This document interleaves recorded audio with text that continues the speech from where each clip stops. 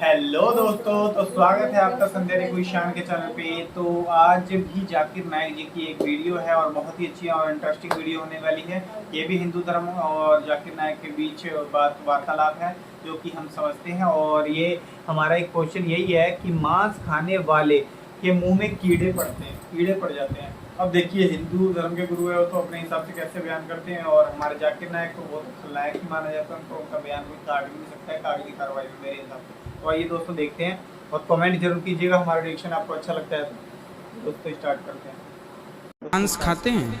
पहले हम खाते थे, अब छोड़। जब से मैं आपकी कथा तो में जुड़ी देखिए, हूँ। सपने में भगवान ने कह दिया कि यदि मांस खाओगे तो ऐसे कीड़े पड़ेंगे।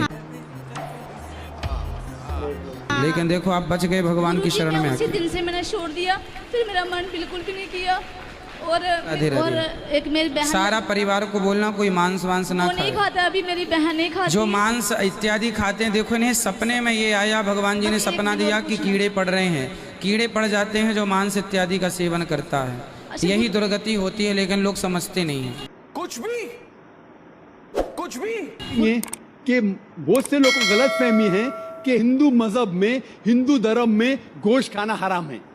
ये बिल्कुल गलत फहमी है। किसी भी इंसान का कत्ल करना इंसानियत का कत्ल करना है। क्या किसी जीव, किसी जानवर का कत्ल करना कहीं किसी मायने में दया और इंसानियत का कत्ल करना तो नहीं है?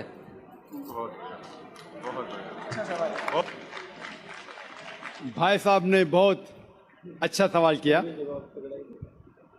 कि इंसान का कत्ल करना इंसानियत की कत्ल करने के बराबर है, लेकिन क्या कोई जानवर का कत्ल करना इंसानियत की कत्ल करने के बराबर है क्या नहीं?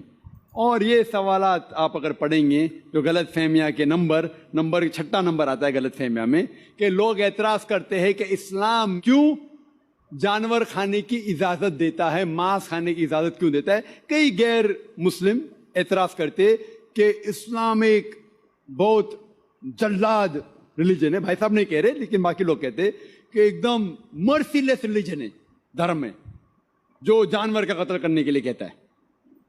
जवाब में ये कहना चाहूंगा भाई साहब कि एक मुसलमान अगर वो चाहे तो प्योर वेजिटेरियन, प्योर शाकाहारी रह के भी अच्छा मुसलमान रह सकता है। मांस खाना इस्लाम में फर्ज नहीं है, मांस खाना इस्लाम में फर्ज नहीं है। वो एक अच्छा मुसलमान रह सकता है शुद्ध शाकाहारी होके भी। लेकिन बट अल्लाह ताला फरमाते हैं कुरान मजीद में, सूरह मायदा में, सूरह नंबर 5 आयत नंबर 1 में, कि हमने कैटल बनाए, 4 पांव वाले जानवर बनाए जिसको आप खा सकते हैं। सिर्फ वो जानवर जिसके हमने नाम लिए उसको मत खाओ, जो आपके लिए हराम है। उसके अलावा आप सब जानवर खा सकते हैं। कुरान में लिखा है सूरह नहल में, सूरह नंबर 16 आयत नंबर 5 में, कि हमने आपके लिए कैटल बनाए, भेड़ बकरियां बनाए तो कि आप उसका गोश्त खा सके। कुरान में जिक्र है सूरह मोमिनीन में, सूरह नंबर 23 आयत नंबर 21 में, कि आप भेड़ बकरियों के गोश्त खा सकते। और कई आयतें हैं। हम पहले ये जान ले कि मेडिकल साइंस आज ये कहती है कि इंसान के जिस्म में हमको अमाइनो एसिड की जरूरत है, 22 अमाइनो एसिड की जरूरत है। इसमें से 8 अमाइनो एसिड जिस्म में पैदा नहीं होते, बाहर के खाने से लेना लाजिम है।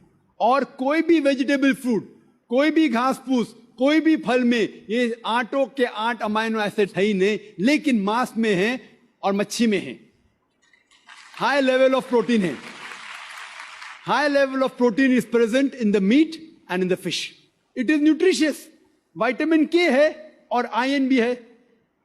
अगर आप देखेंगे, अगर आप तहकीक करेंगे कि जो जानवर जो सिर्फ घास फूस खाते हैं, मिसाल के तौर पे गाय, भेड़, बकरी, उनके दांत को आप देखेंगे, उनके दांत चपटे हैं, हर्बीवोरस सेट ऑफ टीथ। वो सिर्फ घास खा सकते, मांस खा ही नहीं सकते।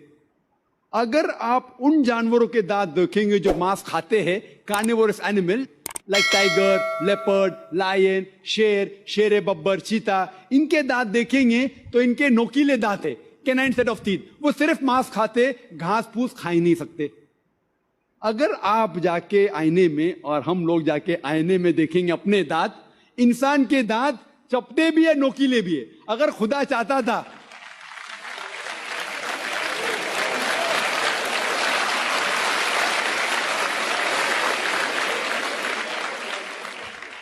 अगर खुदा की ये इच्छा थी कि इंसान सिर्फ घास फूस खाए तो ये नोकीले दांत कैनाइन टीथ क्यों दिए? तो मैं डॉक्टर हूं, मांस खाने के लिए।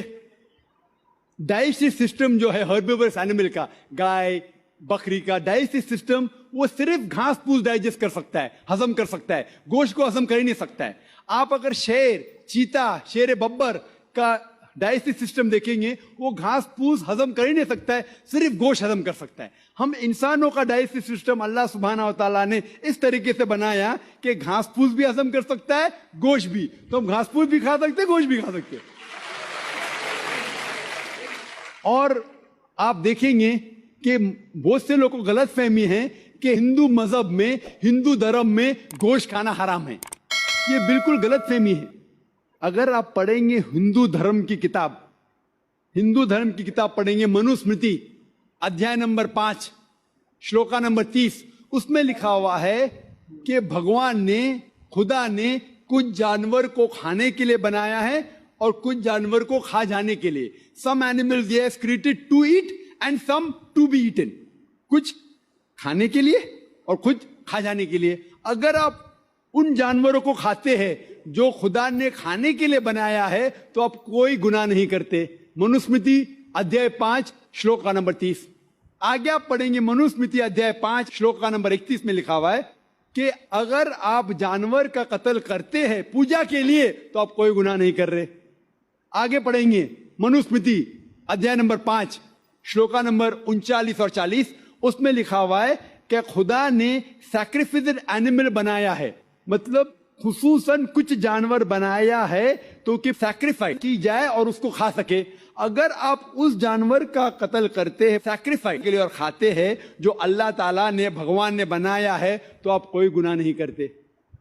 ऋग्वेद में है कि आप खा सकते हैं। ऋग्वेद में यह भी लिखा है कि आप भैंस खा सकते हैं, आप गाय खा सकते हैं। कितने श्लोक के मैं हवाला दे सकता हूं। अगर आप पढ़ेंगे महाभारत, देखो ऋग्वेद तो बहुत कम हिंदू लोग ने पढ़ा है, लेकिन महाभारत तो आप जानते होंगे, सुना होगा। महाभारत पढ़ेंगे अनुशासन पर्व चैप्टर नंबर 88, उसमें जो पांडव के सबसे बड़े भाई युधिष्ठिर, वो भीष्म से कहते हैं कि हम यज्ञ में, पूजा में क्या चीज देना चाहिए ताकि हमारे बाप दादा, हमारे पुरखों को सहूलत हो, आराम मिले, उन्हें पीस, अमन मिले, दे विल बी सेटिस्फाइड। तो भीष्म कहते हैं कि यज्ञ में, पूजा में अगर आप वेजिटेबल्स देंगे, घास फूस, फल, चावल देंगे तो हमारे बाप दादा, हमारे पुरखों 1 महीने तक संतुष्ट रहेंगे। कितने महीने तक? 1 महीने तक। अगर आप मच्छी देंगे तो 2 महीना, अगर गोश्त देंगे तो 3 महीना, खरगोश देंगे तो 4 महीना, बकरी देंगे तो 5 महीना, सूअर देंगे तो 6 महीना, अगर परिंदा देंगे तो 7 महीना, हिरन देंगे तो 8 महीना। ये कंटिन्यू होता है, मेन्यू होता है ना, होटल का मेन्यू, उस तरीके से कंटिन्यू होता है। और आगे लिखा गया है अगर आप भैंस देंगे तो 11 महीना, अगर गाय देंगे तो पूरे 1 साल। कौन कहता है? भीष्म कह रहा है युधिष्ठिर से, महाभारत अनुशासन पर्व चैप्टर नंबर 88। मैं हवाला दे रहा हूं, आप ये नहीं कहना जो जाकिर भाई कुछ भी कह रहा है दिमाग से, मैं हवाला दे रहा हूं, ये आपके किताबों में लिखा हुआ है। उसके आगे लिखा हुआ है कि अगर आप राइनोसेरस देंगे, राइनोसेरस, तो हमेशा के लिए संतुष्ट रहेंगे। ऐसे कई चीजें हैं। वजह क्या थी कि हिंदू लोग शाकाहारी बन गए, कई हिंदू लोग। इसकी वजह यह है कि कई हिंदू लोग अहिंसा की तरफ जा रहे थे, वो बाकी मजाहिब से मुतासिर होके, मिसाल के तौर पे जैनिज्म में है कि आपको जानवर नहीं खाना चाहिए, और अगर उनसे पूछेंगे क्यों नहीं खाना चाहिए तो वो कहते किसी भी जीव की हत्या करना गलत है। और भाई साहब भी मुंडी हिला रहे, मैं भी इसको मानता हूं। अगर कोई भी इंसान बिना किसी जीव की हत्या किए जी सकता है तो मैं नंबर 1 हूंगा, number 1। Doctor Zakir Naik number 1 होंगे, क्योंकि मैं डॉक्टर हूं, मैं जानता हूं। लोग कहते हैं कि जानवर को खाना मतलब जीव की हत्या करना। ये पहले जमाने के अंदर जब साइंस टेक्नोलॉजी नहीं बढ़ चुकी थी तो उस टाइम लोग शायद इसे मानते थे। आज साइंस टेक्नोलॉजी बढ़ चुकी है, हम जानते हैं कि इवन जो प्लांट्स है, जो फल है और जो पौधे हैं, उनके पास भी जान है। तो आपकी लॉजिक फेल हो गई। अभी जब हमें ये पता चला कि पेड़ पौधे और फल की भी जान है, तो लॉजिक में जरा तब्दीली आ गई। अभी लोग कहते हैं हमें पता है कि पेड़ पौधे की जान है, लेकिन पेड़ पौधे को दर्द का एहसास नहीं होता। ठीक है भाई, ये पहले की बात है। आज साइंस बढ़ चुकी है, हम जानते हैं कि पेड़ पौधे को भी दर्द होता है। वो हंस भी सकते, वो रो भी सकते, उनको भी दर्द होता है। लेकिन ये अलग बात है कि वो जब चिल्लाते हैं उनकी चीख हमारे कानों तक सुनाई नहीं देती, क्योंकि इंसान सिर्फ 20 साइकिल से लेके 20,000 साइकिल्स पर सेकंड तक सुन सकता है। इसके ऊपर इसके नीचे इंसान सुन नहीं सकता। क्योंकि हम पेड़ पौधे की चीख नहीं सुन सकते, उसका मतलब ये नहीं कि हम उनकी हत्या कर सकते। एक शख्स था जो मुझसे बहुत बहस कर रहा था। वो जाकिर भाई, मैं मानता हूं कि पेड़ पौधे की जान है, पेड़ पौधे को दर्द होता है, लेकिन ये जानवर के 5 सेंसेस है, 5 समझ है। ये पेड़ पौधे के 2 या 3 कम है, सिर्फ 3 सेंसेस है। तो इसीलिए जानवर को कत्ल करना बड़ा गुनाह है, पेड़ पौधे को कत्ल करना कम गुनाह है।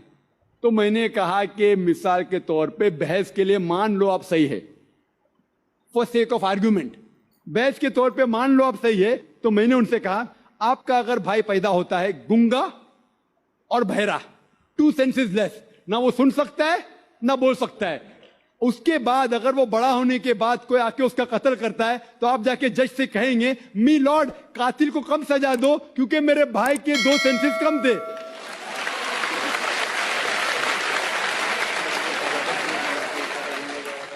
आप तो उल्टा ये कहेंगे कि मेरा भाई तो मासूम था, वो गूंगा था, सुन भी नहीं सकता था, बोल भी नहीं सकता था, उसको डबल सजा दो।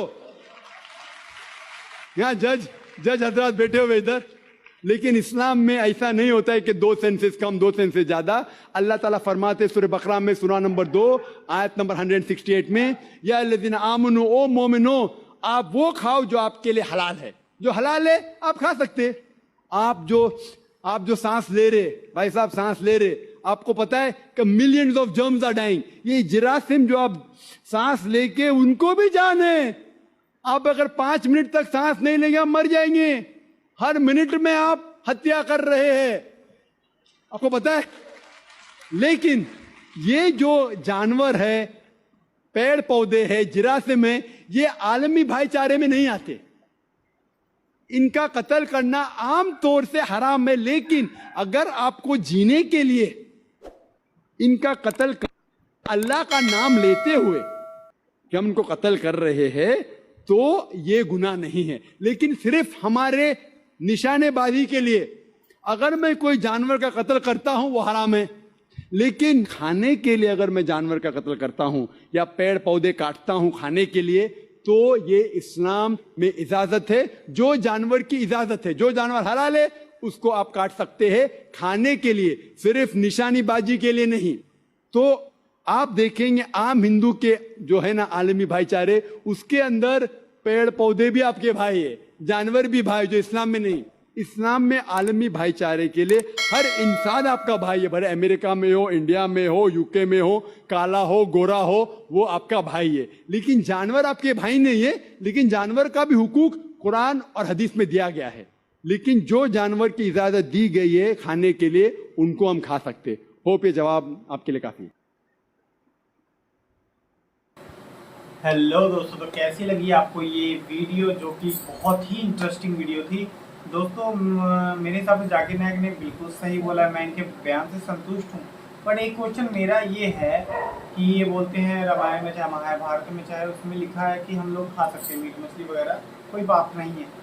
तो वो हमेशा के लिए होना चाहिए। अब जैसे हमारे हिंदू धर्म में कोई त्यौहार होता है, कुछ भी होता है, तो उसमें मीट मछली तो बिल्कुल ही त्यागना पड़ता है। तो ऐसा क्यों है? मेरे को इसका आंसर और ये इस टाइप की वीडियो अगर आपकी नज़र में हो कोई, जो इस वीडियो में इसके बारे में बताया गया हो, तो प्लीज़ मुझे बताइएगा उस वीडियो का नाम, तो मैं उसके ऊपर रिएक्शन दूंगा। और दोस्तों सही में जब मुसलमानों की कोई भी त्यौहार में आपको पता है मीट मछली बकरे अलाउ होते हैं, खाते हैं और पूजा पाठ करते हैं खा पी के, कोई भी पाप और वो नहीं होता। हमारे में तो सबसे बड़ा पाप ये हो जाता है कि जैसे नवरात्रि चल रहे हैं, हमें 10 दिन या 5 दिन पहले ही छोड़ना होता है, मीट मछली वगैरह इत्यादि सब छोड़ना होता है।